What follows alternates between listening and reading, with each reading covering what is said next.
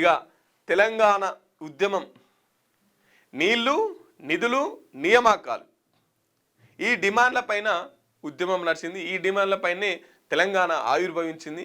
ముఖ్యంగా నీళ్లు, మా నీళ్ళన్నీ ఆంధ్రోళ్ళు మలపకపోతున్నారు అని చెప్పేసి కేసీఆర్ గారు అప్పుడు మాట్లాడేది కదా. మరి అధికారంలోకి వచ్చిన తర్వాత చేసింది ఏంది? సరే ఆంధ్రోళ్ళు ఉన్నప్పుడు దోసుకపోతున్నారు అనుకుందాం. మరి తెలంగాణ వచ్చింది కదా, తెలంగాణ వచ్చిన తర్వాత కూడా 555 టీఎంసీలు రావాల్సింది ఉంటే 299 టీఎంసీలు చాలు అని చెప్పేసి మీరు సంతకం పెట్టిరు కదా. మరి ఇది కదా జలదోపిడి అంటే.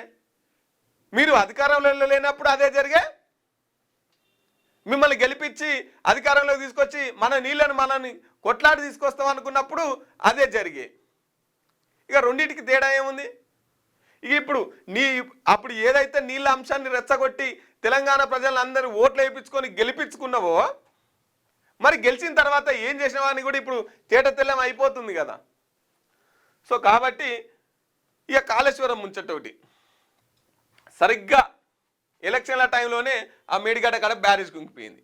ఇక 1,00,000 కోట్లు 1,20,000 ఏమంటారు 1,50,000 కోట్లు ఇన్ని కోట్లు పెట్టి ఖర్చు పెట్టిన మేడిగడ్డ ఉత్తదైపోయింది.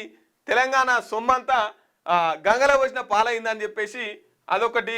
ఇక అది వేరే అంటే ఇతర పార్టీల వాళ్ళకు అది రాజకీయ హస్తంగా మారి ఉన్నది వాయ అగో అట్లా అయింది అన్నట్టు.